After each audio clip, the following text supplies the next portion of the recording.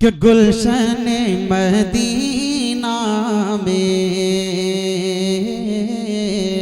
گلشن مدینہ میں اس طرح میں کھو جاؤں،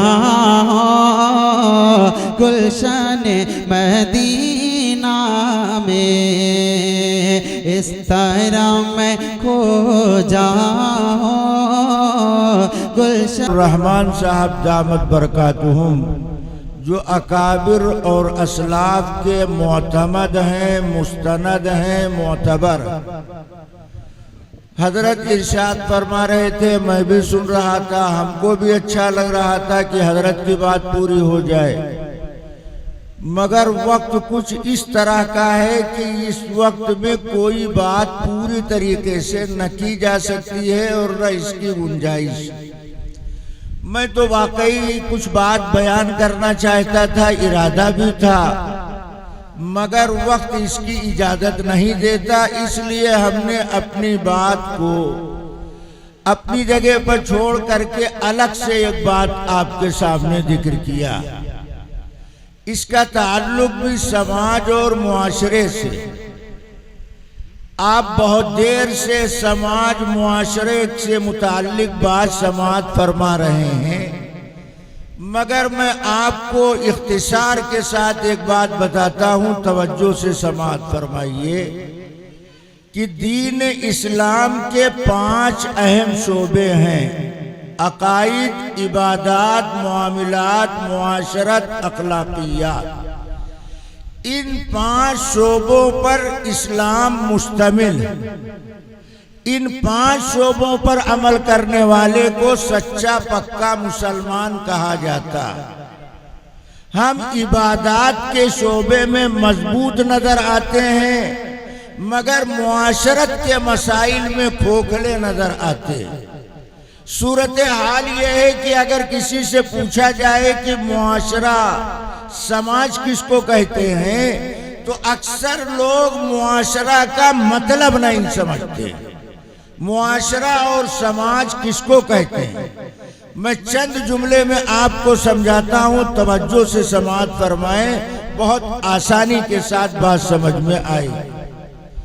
اس دنیا میں کوئی انسان تنہا زندگی نہیں گزارتا، بلکہ ہر زندگی گزارنے والا انسان جب اپنی زندگی گزارتا ہے تو ایک انسان کو دوسرے انسان سے رابطہ قائم کرنا پڑتا، ایک انسان کا دوسرے انسان سے واسطہ پڑتا۔ اسی واسطہ رابطے کو معاشرہ اور سماج کہا جاتا۔ جب اس دنیا میں کوئی انسان تنہا زندگی نہیں گزار سکتا، بلکہ زندگی گزارنے کے لیے انسان کا انسان سے واسطہ پڑے گا، رابطہ قائم کرنا پڑے گا، اسی واسطے اور رابطے کے مجموعے کو سماج، معاشرہ، سوسائٹی کہا جاتا۔ یہ واسطہ کبھی شفقت کے راستے سے اور یہ رابطہ کبھی حکمت کے راستے سے اختیار کرنا پڑتا۔ باپ کا اپنے بیٹے سے واسطہ، تاجر کا خریدار سے واسطہ، حاکم کا محکوم سے واسطہ، اس واسطے کو سماج، معاشرہ کہتے ہیں۔ یہ مسئلہ شریعت میں کتنا اہم ہے، علماء جانتے ہیں کہ قرآن میں کئی جگہ اللہ نے نماز پڑھنے کا حکم دیا، مگر میں پورے یقین کے ساتھ یہ بات کہتا ہوں، کوئی عالم دنیا کا 4 رکعت نماز پڑھنے کا طریقہ قرآن سے ثابت نہیں کر سکتا۔ 4 رکعت نماز پڑھنے کا طریقہ قرآن سے ثابت نہیں کر سکتا ہے۔ قرآن میں نماز پڑھنے کا حکم آیا، مگر 4 رکعت نماز پڑھنے کا مکمل طریقہ قرآن میں ذکر نہیں کیا گیا، بلکہ نماز پڑھنے کا مکمل طریقہ حضرت محمد الرسول اللہ صلی اللہ علیہ وسلم نے بتایا۔ نماز اتنی اہم عبادت ہے کہ سینکڑوں جگہ اللہ نماز پڑھنے کا حکم دیتا ہے، مگر پورے قرآن میں 4 رکعت نماز پڑھنے کا عملی طریقہ کوئی مائی کا لال ثابت نہیں کر سکتا۔ برخلاف معاشرہ اور سماج کی، قرآن میں صرف معاشرے کا مسئلہ ذکر نہیں کیا، بلکہ معاشرے کے اصلاح کا طریقہ بھی قرآن نے ذکر کیا۔ مثال کے طور پر سماج کا ایک مسئلہ قرآن ذکر کرتا ہے جس کو قرآن کی زبان میں استیزان کہا جاتا ہے۔ استیزان کا مطلب کسی اجنبی کے گھر میں مالک مکان کی اجازت کے بغیر داخل نہ ہوا جائے، اس کو قرآن کی زبان میں استیزان کہتے ہیں۔ اس ایک سماجی مسئلے کو سورہ احزاب کی تقریباً 2 رکوع کی آیات میں اللہ تعالیٰ نے یہ مسئلہ ذکر کیا۔ 4 رکعت نماز پڑھنے کا طریقہ قرآن کی 6000 سے زائد آیات میں موجود نہیں، مگر سماج کا اہم مسئلہ استیزان، اس مسئلے کی تفصیل ایک سورت کی تقریباً 2 رکوع کی آیات پر تفصیل کے ساتھ اللہ نے یہ مسئلہ ذکر کیا۔ سورہ حجرات کی آیات میں اللہ تعالیٰ نے سماجی معاشرتی مسائل کو ذکر فرمایا۔ اس لیے اصلاح معاشرہ کے عنوان پر اجلاس منعقد کیے جاتے ہیں تاکہ نماز پڑھنے والوں کو سماجی مسائل کی اہمیت کا بھی پتہ چلے۔ جس طرح وہ اپنی نماز کو درست کر رہے ہیں، اسی طرح وہ اپنے معاملات اور اپنی معاشرتی زندگی میں سدھار اور نکھار پیدا کرنے کی کوشش کریں۔ میں نے آپ کے سامنے ایک مختصر حدیث پڑھی اور ایک آیت پڑھی۔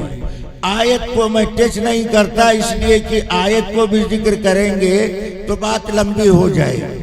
آیت کی بات کو ہم یہیں چھوڑتے ہیں، صرف روایت کے ایک مسئلے کو ذکر کرتے ہیں۔ اس حدیث کے راوی ہیں حضرت ابو ایوب انصاری رضی اللہ تعالیٰ عنہ۔ ابو ایوب ان کا نام ہے اور انصاری ان کے نام کا جد ہے۔ یہ انصاری ان کو کیوں کہا گیا؟ تاکہ اس بات کا پتہ چل جائے کہ اس واقعے کا بیان کرنے والا صحابی مدینے کا رہنے والا ہے، مکے کا رہنے والا نہیں۔ مدینے میں رہنے والے صحابہ کرام کو انصار صحابہ کہا جاتا ہے، اور مکہ میں ایمان لا کر ہجرت کرنے والے صحابہ کو مہاجر صحابہ کہا جاتا ہے۔ یہ واقعہ ابو ایوب انصاری ذکر کرتے ہیں جو مدینہ کے رہنے والے ہیں۔ وہ کہتے ہیں کہ اللہ کے پیغمبر علیہ السلام تشریف فرما تھے۔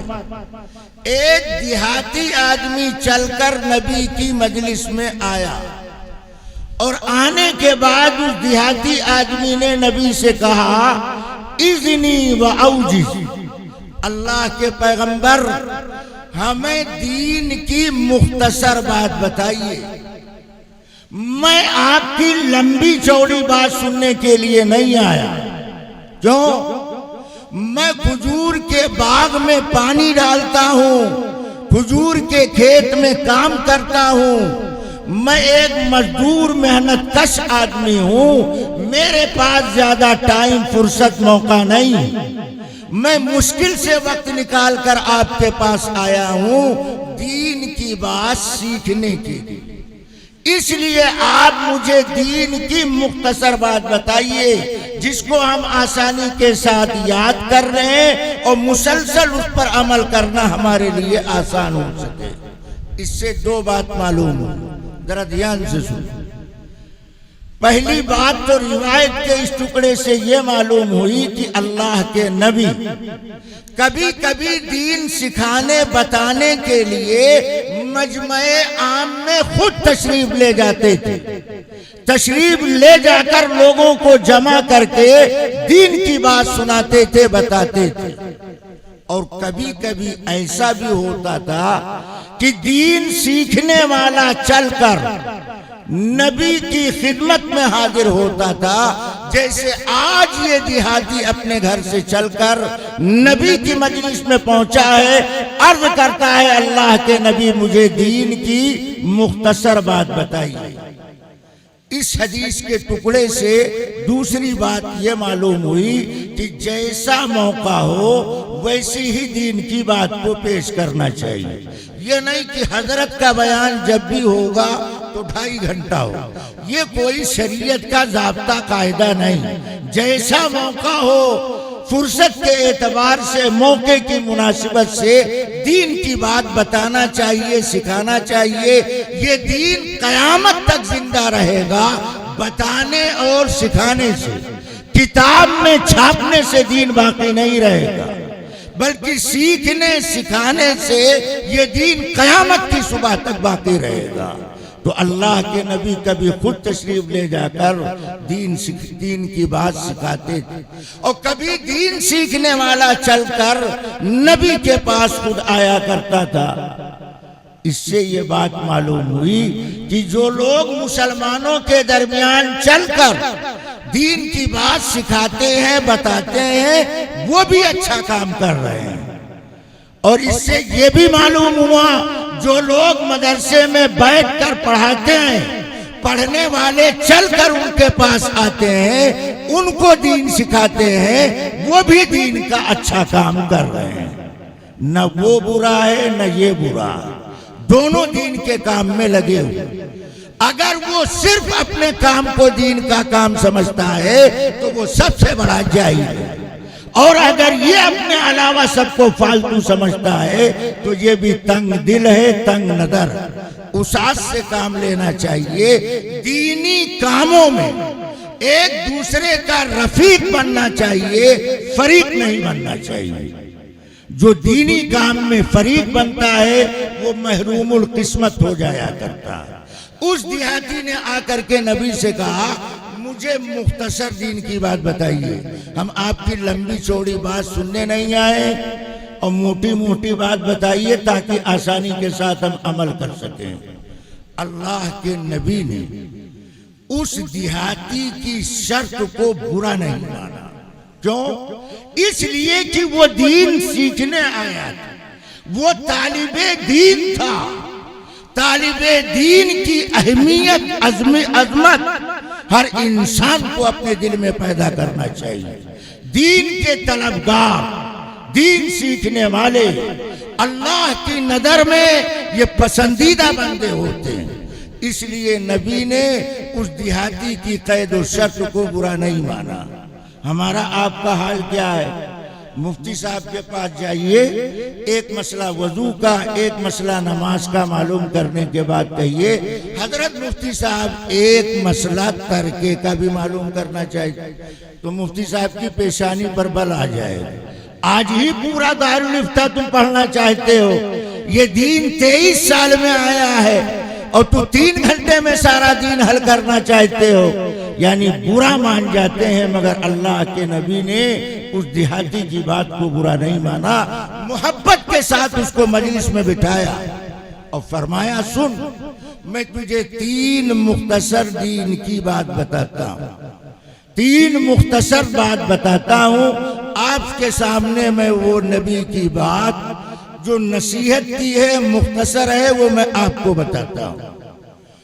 اللہ کے نبی نے پہلی نصیحت فرمائی اذا قمت فی صلاتک فصل صلاۃ مؤدی، کہ دیکھ تو نمازی آدمی، نماز پڑھتا ہے، مگر اب تیری نماز میں فرق پیدا ہونا چاہیے۔ نماز برائے نماز نہیں ہونی چاہیے، بلکہ نماز برائے اللہ کی عظمت و کبریائی کے استحضار کے ساتھ ہونا چاہیے۔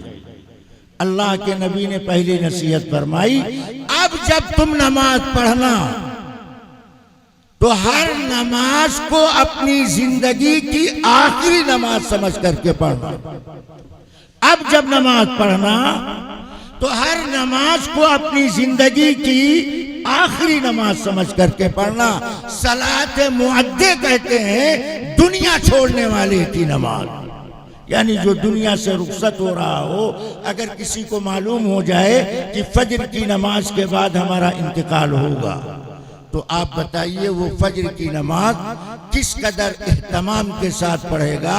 فرائض واجبات تو اپنی جگہ، وہ سنن آداب اور مستحبات کی بھی رعایت کرے گا۔ تو اللہ کے نبی علیہ السلام نے فرمایا اب جب نماز پڑھنا تو ہر نماز کو اپنی زندگی کی آخری نماز سمجھ کر کے پڑھنا۔ کیا مطلب؟ سجدے میں جاؤ تو یہ سوچ کر سجدہ کرو کہ اب نامعلوم سجدہ کرنے کا موقع ملے یا نہ ملے، اس نماز کے بعد دوسری نماز پڑھنے کا موقع ملے نہ ملے، یہ سوچ کر نماز پڑھو گے تو تمہاری نماز کے اندر خشوع اور خضوع کا پہلو غالب رہے گا۔ آج اکثر نمازی یہ شکایت کرتے ہیں، مولانا جب ہم نماز پڑھتے ہیں تو ہمارا دل ادھر ادھر، ذہن منتشر رہتا ہے، مختلف قسم کے خیالات وسوسے نماز کے اندر پیدا ہوتے ہیں۔ نمازی کی نماز میں وسوسوں کی بیماری، خیالات کے منتشر ہونے کا روگ، خشوع اور خضوع کے لٹ جانے کی وجہ کیا؟ علماء نے لکھا ہے نماز میں وساوس 3 وجہ سے پیدا ہوتے ہیں۔ پہلی وجہ، اس نمازی کی طہارت پاکی میں کمی پائی جاتی ہے۔ یہ نمازی آب دست اہتمام کے ساتھ نہیں لیتا۔ مثال کے طور پر آپ اپنے ہیں، اس لیے مسئلہ ذرا ہم کلیئر کر کے بیان کیے دیتے ہیں۔ آج کل کے لوگ جسمانی اعتبار سے کمزور ہیں، انسان کے جسم کے اعضاء کمزور ہیں، زیادہ قوی نہیں۔ پیشاب کے لیے بیٹھنے والا آدمی پیشاب کے قطرے ختم ہونے کے بعد فوراً آب دست لیتا ہے، کھڑا ہو جاتا ہے، اس کے قطرے لگنے کے خطرے باقی رہتے ہیں۔ پیشاب کرنے کے بعد 1 منٹ سکون کے ساتھ بیٹھنا چاہیے۔ بڑے استنجے سے کے لیے جاتا ہے تو استنجے سے فارغ ہونے کے بعد بھی چند قطرے پیشاب کے آتے ہیں۔ اگر جلدی میں اٹھے گا، پیشاب کر کے جلدی اٹھے گا تو ان قطرات کے قطرے کا احتمال باقی رہتا ہے، اس کی طہارت کے اندر کمی۔ جب طہارت میں کمی ہوگی تو شیطان کی طرف سے وساوس کی کثرت ہو جائے گی۔ ایسے نمازیوں کو نماز میں وسوسے زیادہ پیدا ہوتے ہیں۔ دوسری وجہ، جب نماز میں وسوسے آئیں، خیالات منتشر ہوں تو علاج کیا ہے؟ حضرت تھانوی رحمت اللہ علیہ نے اس کا 2 علاج ذکر کیا۔ پہلا علاج کا طریقہ، جو آدمی نماز پڑھا، ذرا دھیان سے سنو، ہم کوئی بازار کی قیمت نہیں بتا رہے ہیں، آپ کی بیماری کی دوا بتا رہے ہیں۔ حضرت تھانوی فرماتے ہیں جس کو نماز میں وسوسہ لاحق ہوتا ہے اسے چاہیے کہ نماز میں جو کچھ وہ پڑھ رہا، مثلا رکوع کی تسبیح، سجدے کی تسبیح، قعدہ کی دعائیں، ان دعاؤں کو، ان کلمات کو اتنی آواز کے ساتھ پڑھنا چاہیے کہ خود اس کے کان کو سنائی دے۔ جب آپ اتنی آواز سے تسبیحات کلمات پڑھیں گے، آواز آپ کے کان کو آئے گی، تو انسان کی فطرت یہ ہے کہ جب اس کے کان تک کوئی آواز پہنچتی رہتی ہے تو دل اس کا اس آواز کی طرف متوجہ رہتا ہے، ادھر ادھر اس کا ذہن منتشر نہیں ہوتا۔ تو وسوسے کے مریض کے لیے پہلا علاج حضرت فرماتے ہیں ان کلمات کو اتنی آواز سے پڑھو کہ خود سن سکو۔ ہم نیت باندھنے کے بعد جو من میں دعائیں، سورہ فاتحہ، آیتیں، التحیات، درود شریف گنگناتے لگتے ہیں تو وسوسے ہم پر حملہ کرنے لگتے ہیں۔ وسوسے سے بچنے کا پہلا طریقہ، ان کلمات کو اتنی آواز سے پڑھو کہ تمہارے کان تک آواز آتی رہے۔ کان میں جب باہر سے آواز آتی رہتی ہے تو ذہن آواز کی طرف متوجہ رہتا ہے، ادھر ادھر منتشر نہیں ہوتا، وسوسے کی بیماری ختم ہو جائے گی۔ یہ تو عام نمازیوں کے لیے علاج کا طریقہ۔ ہوشیار پڑھے لکھے نمازی جن کی آدھی عمر نماز پڑھتے گزر گئی مگر وسوسہ ان کا پیچھا نہیں چھوڑتا. بیٹا تھا تب بھی نماز میں وسوسہ، آج پوتے نمازے ہو گئے تب بھی نماز میں وسوسہ. وسوسہ نماز میں پیچھا نہیں چھوڑ رہا. اس بیماری کا دوسرا علاج مجدد ملت حکیم الامت حضرت مولانا اشرف علی تھانوی رحمۃ اللہ علیہ نے لکھا، جو لوگ پڑھے لکھے ہیں، نماز میں پڑھی جانے والی دعاؤں کے معنی مطلب جانتے ہیں، ایسے نمازی کو اگر وسوسہ لاحق ہوتا ہے تو نماز میں پڑھی جانے والی دعاؤں کو جب پڑھنے لگیں تو معنی کی طرف ذہن متوجہ کریں. معنی کی طرف ذہن متوجہ کریں گے تو ان کا ذہن ان دعاؤں کی معنی کی طرف لگا رہے گا، ادھر ادھر ذہن منتشر نہیں ہوگا، نماز کے وسوسے ختم ہو جائیں گے. حضرت محمد الرسول اللہ صلی اللہ علیہ وسلم اس دیہاتی کو پہلی نصیحت فرماتے ہیں، اب جب تم نماز پڑھنا تو ہر نماز کو اپنی زندگی کی آخری نماز سمجھ کر کے پڑھنا. صوفیہ کی زبان میں اس نماز کو نماز عارفانہ کہا جاتا ہے، یعنی ایسا نمازی جو حالت نماز میں اپنے اللہ کو پہچان لیا کرتا ہے، رب کی حضوری و قربت اس کو نماز کے ذریعے سے میسر آتی ہے. نماز میں یہ طاقت اس کی نماز اس پوزیشن والی اس وقت ہوگی جب نماز کے پڑھنے میں انتہائی درجے کے خشوع اور خضوع پیدا کرے گا. تو نبی نے کہا ہر نماز کو اپنی زندگی کی آخری نماز سمجھ کر کے پڑھنا. اور آج کل نمازی کیسے ہیں؟ ایک صاحب جماعت سے نماز نہیں پڑھتے تھے، اکیلے پڑھتے تھے. لوگوں نے کہا حضرت صاحب آپ اتنے بڑے حضرت ہو کر جماعت سے نماز نہیں پڑھتے ہیں، نماز اکیلے پڑھتے ہیں، آپ حضرت ہیں یا پورا اعلیٰ حضرت ہیں، آپ جماعت سے نماز کیوں نہیں پڑھتے؟ تو کہا قرآن میں لکھا ہوا. اب لوگ پریشان ہو گئے کہ اتنا قرآن جاننے والا ہماری بستی میں کہاں سے پیدا ہو گیا، یہ ہائی گریڈ معلوم ہوتا ہے بات کی پیداوار. کہا قرآن میں کہاں لکھا؟ کہا قرآن میں صاف کلیئر لکھا ہوا. کہا کہاں لکھا ہے؟ کہا قرآن میں صاف لکھا ہے ان الصلاۃ تنہا. دیکھو صاحب قرآن میں لکھا ہوا بے شک نماز تنہا. جماعت سے کہاں نماز لکھا؟ اگر جماعت سے نماز پڑھنا لکھا ہوتا تو یہ تنہا کا لفظ قرآن کیوں بولتا؟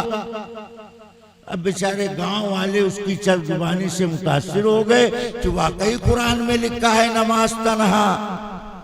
امام صاحب تک بات پہنچی کہ قرآن کا بڑا جانکار بستی میں جو اس نے جنم لے لیا، وہ کہا قرآن میں لکھا ہے نماز تنہا تنہا، جماعت سے نماز نہ پڑھی جائے.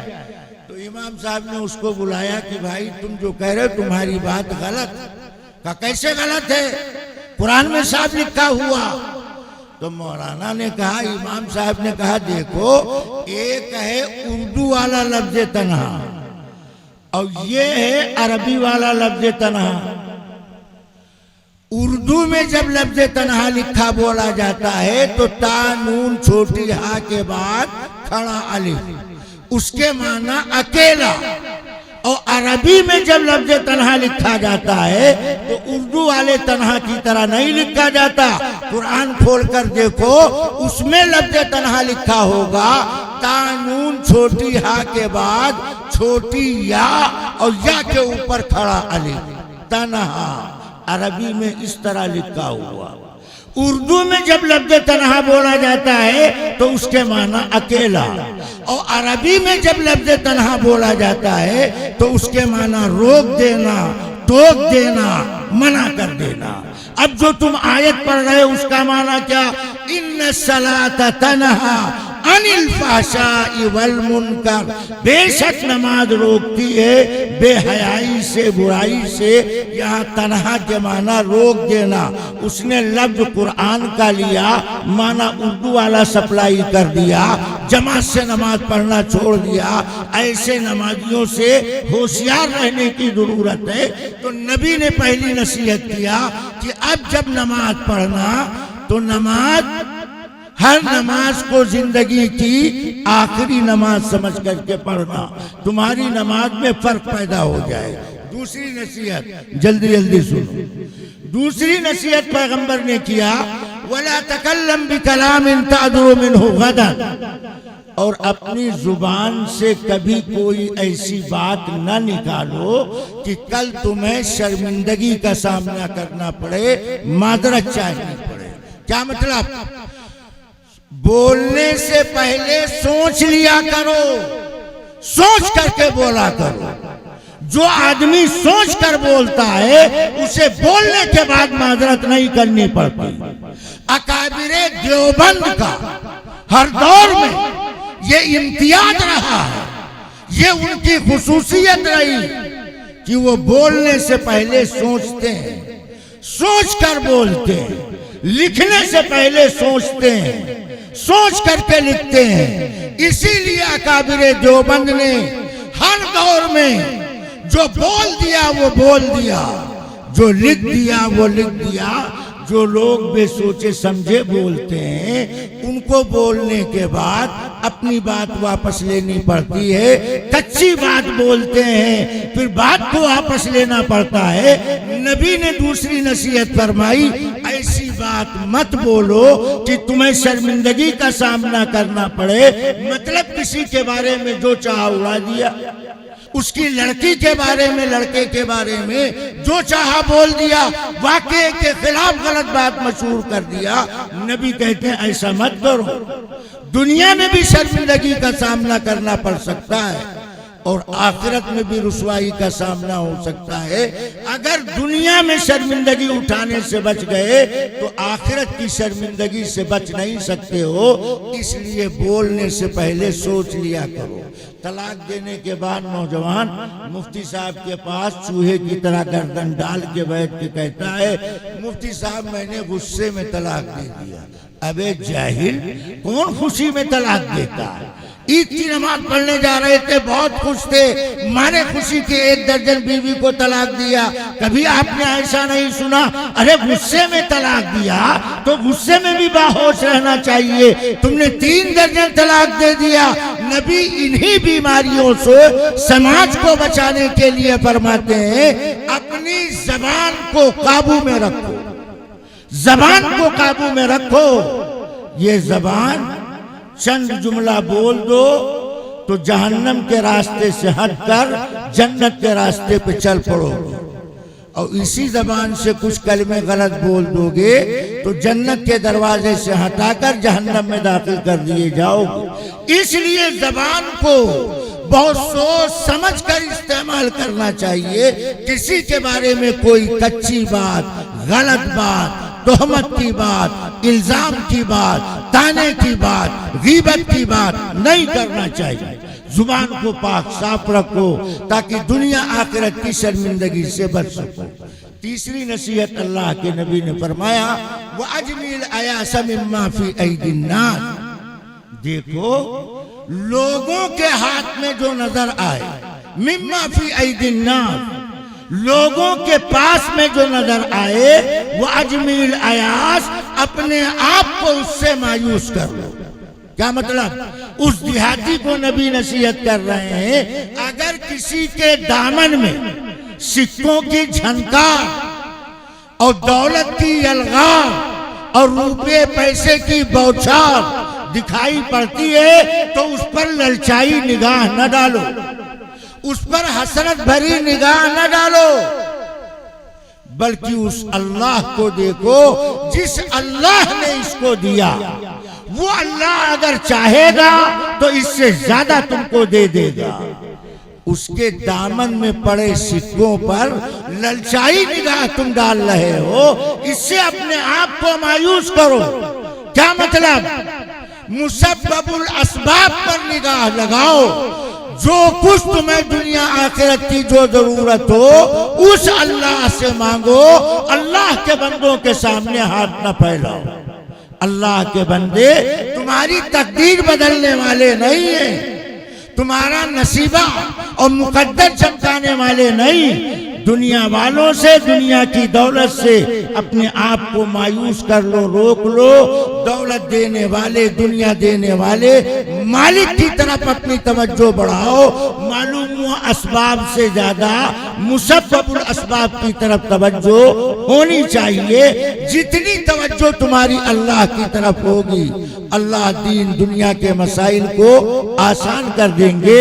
اللہ کے پیغمبر نے اس دیہاتی کو یہی 3 مختصر نصیحت فرمائی.